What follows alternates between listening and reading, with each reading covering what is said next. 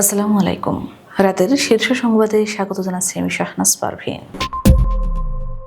যে কোনো মূল্যে দেশে নির্বাচন হতে হবে, তারেক রহমান। ষড়যন্ত্রকারীরা প্রশিক্ষিত শুটার নিয়ে মাঠে নেমেছে, 3 দলকে প্রধান উপদেষ্টা। হাদির অবস্থা আশঙ্কাজনক, মস্তিষ্ক মারাত্মক ক্ষতিগ্রস্ত, ফুসফুসেও আঘাত, মেডিকেল বোর্ড। হানাদার বাহিনী বাংলাদেশের প্রথম শ্রেণীর বুদ্ধিজীবীদের হত্যা করে মির্জা ফখরুল। প্রার্থীরা ব্যক্তিগত আগ্নেয়াস্ত্রের লাইসেন্স চাইলে অনুমতি পাবে স্বরাষ্ট্র উপদেষ্টা। ওসমান হাদিকে গুলি করার সন্দেহভাজন যুবকের বাড়ি পটুয়াখালী। ভোটের 8 ভাগের 1 ভাগ না পেলে বাজেয়াপ্ত হবে প্রার্থীর জামানত। ইঞ্জিন বিকল, 3 শতাধিক পর্যটক সহ সাগরে আটকে পড়ে সেন্ট মার্টিন ফেরত জাহাজ। ছুটির দিনেও খোলা থাকবে রিটার্নিং ও সহকারী রিটার্নিং অফিসারের কার্যালয়। পিরোজপুরে উপজেলা নির্বাচন অফিসে অগ্নিসংযোগের চেষ্টা। নাটোর নলডাঙ্গায় উপজেলা আওয়ামী লীগ সাংগঠনিক সম্পাদক গ্রেফতার। রাখাইনের হাসপাতালে জান্তার বিমান হামলা নিন্দা জানালো বাংলাদেশ। মার্কিন সাম্রাজ্যবাদের দাঁত ভেঙে দেওয়া হবে ভেনেজুয়েলা প্রেসিডেন্ট। এবং মেসিকে ভারতে আনার উদ্যোক্তা শতদ্রু দত্ত গ্রেফতার। শুনছিলেন শিরোনাম, এবার বিস্তারিত। যে কোনো মূল্যে দেশে নির্বাচন হতে হবে বলে মন্তব্য করেছেন বিএনপির ভারপ্রাপ্ত চেয়ারম্যান তারেক রহমান। শনিবার 13 ডিসেম্বর বিকেলে রাজধানীর ফার্মগেটের কেআইবি মিলনায়তনে বিএনপির দেশ গড়ার পরিকল্পনা শীর্ষক কর্মসূচিতে লন্ডন থেকে ভার্চুয়ালি যুক্ত হয়ে তিনি একথা বলেন। তিনি বলেন, আমাদের মানুষের কাছে আমাদের যেতে হবে। একজন রাজনীতিবিদ হিসেবে আপনারা মানুষের সঙ্গে মেশেন, তাদের সঙ্গে কথা বলেন। আমাদের বসে থাকলে চলবে না। ওসমান হাদির ওপর হামলার ঘটনাকে অত্যন্ত নিন্দনীয় উল্লেখ করে তারেক রহমান বলেন, ওসমান হাদির উপর এই ঘটনা ঘটিয়েছে একটি মহল। কিছুদিন আগে চট্টগ্রামে আমাদের এক কর্মীর উপর হামলা হয়েছিল। এই ঘটনাগুলো ঘটিয়ে কেউ হয়তো ফায়দা লোটার চেষ্টা করছে। তিনি বলেন, আমাদের এখন বড় দায়িত্ব হলো বিএনপির প্রত্যেকটি পরিকল্পনা জনগণের কাছে পৌঁছে দেওয়া। বিএনপির একজন নেতা হিসেবে, একজন কর্মী হিসেবে আমাদের পরিকল্পনাগুলো জনগণের কাছে নিয়ে যেতে হবে। ইনকিলাব মঞ্চের মুখপাত্র ও ঢাকা 8 আসনের সম্ভাব্য স্বতন্ত্র প্রার্থী শরীফ ওসমান হাদির উপর হামলাকে জুলাই অভ্যুত্থান নস্যাৎ করার ষড়যন্ত্রের অংশ হিসেবে অবহিত করে রাজনৈতিক দলের নেতারা বলেছেন, এই অভ্যুত্থানকে নস্যাৎ করার সব প্রচেষ্টা রুখে দিতে রাজনৈতিক দলগুলো ঐক্যবদ্ধ অবস্থানে রয়েছে।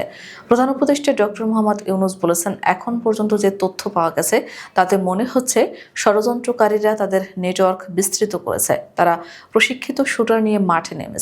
শনিবার রাষ্ট্রীয় অতিথি ভবন যমুনায় প্রধান উপদেষ্টা প্রফেসর মোহাম্মদ ইউনূসের নেতৃত্বে অনুষ্ঠিত এক বৈঠকে এই প্রতিশ্রুতি ব্যক্ত করেন বিএনপি, বাংলাদেশের জামায়াতে ইসলামী ও জাতীয় নাগরিক পার্টির নেতারা। তখন প্রধান উপদেষ্টা ওই মন্তব্য করেন। গুলিবিদ্ধ হয়ে রাজধানীর এভারকেয়ার হাসপাতালে চিকিৎসাধীন ইনকিলাব মঞ্চের মুখপাত্র শরীফ ওসমান হাদির অবস্থা আশঙ্কাজনক। গুলিতে তার মস্তিষ্ক মারাত্মকভাবে ক্ষতিগ্রস্ত হয়েছে এবং তার ফুসফুসেও আঘাত রয়েছে। তাকে কনজারভেটিভ ম্যানেজমেন্টে অর্থাৎ অস্ত্রোপচার ছাড়া নিবিড় পর্যবেক্ষণে রাখা হয়েছে বলে জানিয়েছে তার চিকিৎসায় গঠিত মেডিকেল বোর্ড। 14 বিষয় বিশেষজ্ঞ চিকিৎসকদের সমন্বয়ে এভারকেয়ার হাসপাতাল কর্তৃপক্ষ হাদির জন্য যে মেডিকেল বোর্ড গঠন করেছে তাতে নেতৃত্ব দিচ্ছেন হাসপাতালটির আইসিইউ ও ক্রিটিক্যাল কেয়ার বিভাগের সিনিয়র কনসালটেন্ট ডাক্তার মোহাম্মদ জাফর ইকবাল। এভারকেয়ার হাসপাতালের পরিচালক ডাক্তার আরিফ মাহমুদ বলেন, আমরা মেডিকেল বোর্ড গঠন করে চিকিৎসা চালিয়ে যাচ্ছি। এই মুহূর্তে মিডিয়া ব্রিফের চেয়ে তার চিকিৎসার দিকে আমাদের মনোযোগ বেশি। তার ভাই তাকে বিদেশে চিকিৎসার জন্য নেয়ার ইচ্ছা প্রকাশ করেছেন। আমরা আমাদের সর্বোচ্চ সহযোগিতা করব। হাদির বর্তমান অবস্থা তার পরিবারকে আমরা ব্রিফ করেছি। 1971 সালের 14 ডিসেম্বর হানাদার বাহিনী বাংলাদেশের প্রথম শ্রেণীর সব বুদ্ধিজীবীদের হত্যা করে বলে মন্তব্য করেছেন বিএনপি মহাসচিব মির্জা ফখরুল ইসলাম আলমগীর। তিনি বলেছেন, জীবন উৎসর্গকারী বুদ্ধিজীবীদের ত্যাগ চিরস্মরণীয় হয়ে থাকবে। স্বাধীনতা ও জ্ঞান চর্চার জন্য তাদের ত্যাগ কখনো জনমন থেকে মুছে যাবে না। শনিবার 13 ডিসেম্বর গণমাধ্যমে পাঠানো এক বাণীতে তিনি একথা বলেন। রোববার শহীদ বুদ্ধিজীবী দিবস উপলক্ষে দেওয়া বাণীতে তিনি উল্লেখ করেন, দেশের সব শিক্ষাবিদ, চিন্তাবিদ ও সৃষ্টিশীল মানুষদের প্রতি শ্রদ্ধার প্রতীক শহীদ বুদ্ধিজীবী দিবস।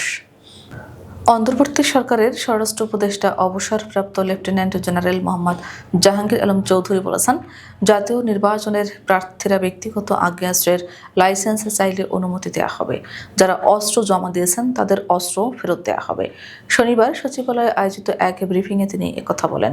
ওসমান হাদিকে হামলার ঘটনায় জড়িতদের অবিলম্বে গ্রেফতারের নির্দেশ দেওয়া হয়েছে জানিয়ে স্বরাষ্ট্র উপদেষ্টা বলেন, জড়িতদের কোনো প্রকার ছাড় দেওয়া হবে না। হাদির উপর হামলা আসন্ন নির্বাচনকে বাধাগ্রস্ত করার অপপ্রয়াস। এ ধরনের চেষ্টা কঠোর হাতে দমন করা হবে। এ সময় হাদির উপর হামলায় জড়িতদের ধরিয়ে দিতে পারলে 50 লাখ টাকা পুরস্কারের ঘোষণা দেন স্বরাষ্ট্র উপদেষ্টা।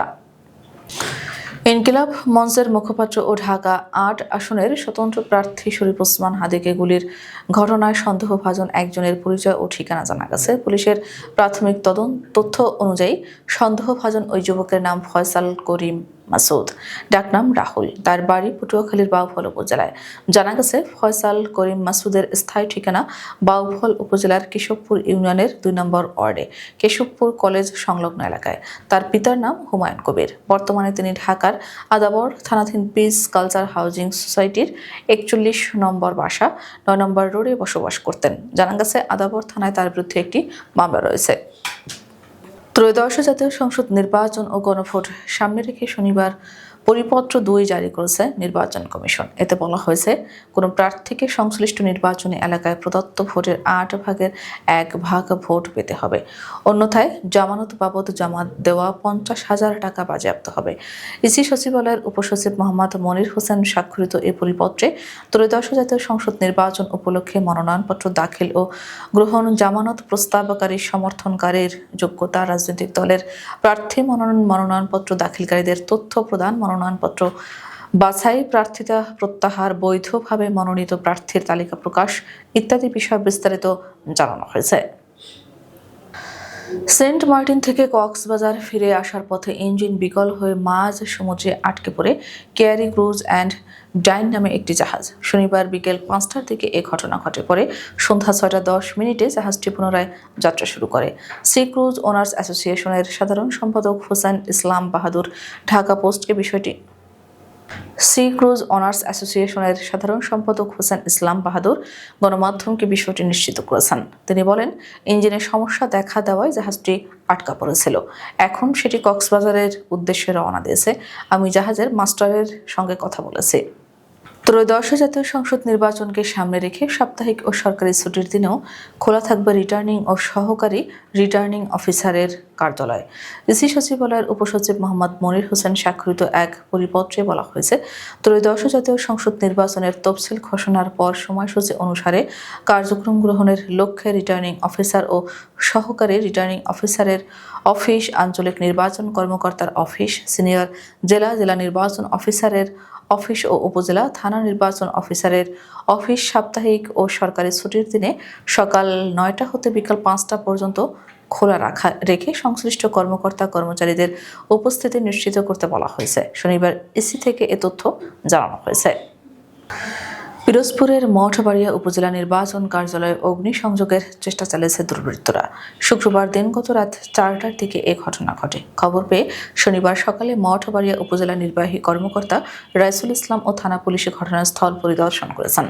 উপজেলা নির্বাচন অফিস সূত্রে জানা যায়, শনিবার দিনগত রাত ৪টার দিকে উপজেলা নির্বাচন অফিসের দোতলায় জানালার লক ভেঙে মশালের মতো একটি লাঠি দিয়ে আগুন ধরিয়ে দেওয়ার চেষ্টা করে দুর্বৃত্তরা।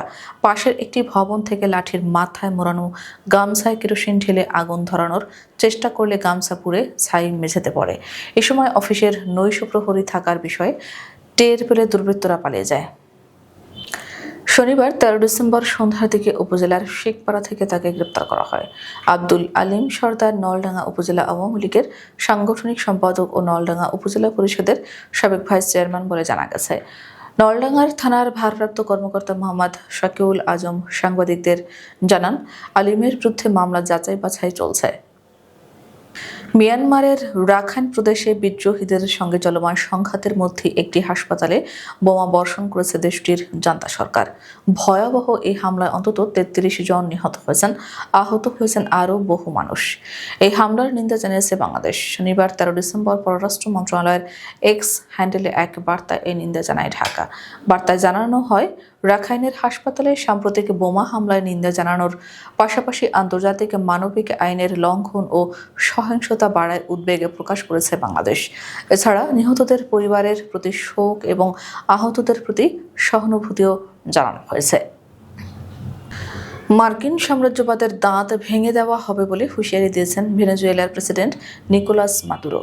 ভেনেজুয়েলা উপকূল থেকে দেশটির একটি তেলবাহী ট্যাঙ্কার মার্কিন বাহিনী কর্তৃক আটকের পর এক সমাবেশে দেওয়া ভাষণে তিনি এ হুঁশিয়ারি দেন। মাদুরো যুক্তরাষ্ট্রের নিন্দা করে এ ঘটনাকে জলদস্যুতা বলে উল্লেখ করেন। BBC, the sun, guardian. জাহাজ আটকের পর খোলা তরবারি হাতে দেওয়া এই ভাষণে মাদুরো ভেনেজুয়েলাবাসীকে যুক্তরাষ্ট্রকে সত্যিকারের পরাজয় উপহার দেওয়ার আহ্বান জানান। তিনি বলেন, আপনারা প্রস্তুত হন উত্তর আমেরিকার সাম্রাজ্যবাদের দাঁত ভেঙে ফেলার জন্য যদি প্রয়োজন হয়। লিওনেল মেসিকে ভারতে আনার মূল উদ্যোক্তা শতদ্রু দত্তকে বিমানবন্দর থেকে গ্রেপ্তার করেছে পুলিশ। কলকাতার যুব ভারতী স্টেডিয়ামে টিকিট কেটে এসেও দর্শকরা মেসির দেখা পাননি। তাকে ঘিরেছিলেন কিছু রাজনীতিবিদ এবং বিভিন্ন জগতের তারকারা। এরপর স্টেডিয়ামে ভাঙচুর চালায় উত্তেজিত দর্শকরা। এরই প্রেক্ষিতে শতদ্রু দত্তকে গ্রেপ্তার করা হয়েছে বলে জানিয়েছে আনন্দবাজার পত্রিকা। ক্ষুব্ধ জনতার একাংশ এদিন যুব ভারতী স্টেডিয়ামে লুটপাট চালায়। ঘাস, চেয়ার, গাছের টব নিয়ে বাড়ির পথে হাঁটা দেন অনেকে। কলকাতা পর্ব শেষে আজই হায়দ্রাবাদ যাওয়ার কথা মেসির। সেই সময় বিমানবন্দর থেকে গ্রেফতার করা হয় শতদ্রু দত্তকে। আমাদের আগামীকাল দুপুরের শীর্ষ সংবাদ দেখার আমন্ত্রণ জানিয়ে এখনকার মতো বিদায় নিচ্ছি। দর্শক, ভিডিওটি শেষ পর্যন্ত দেখার জন্য আপনাকে অসংখ্য ধন্যবাদ। নিত্য নতুন সংবাদ পেতে আমাদের ইউটিউব চ্যানেলটি সাবস্ক্রাইব করুন ও নিয়মিত নোটিফিকেশন পেতে বেল বাটনটি ক্লিক করুন এবং আমাদের ফেসবুক পেজটিতে লাইক করুন। এছাড়া আমাদের ভিডিওতে লাইক দিয়ে শেয়ার করুন। আল্লাহ হাফেজ।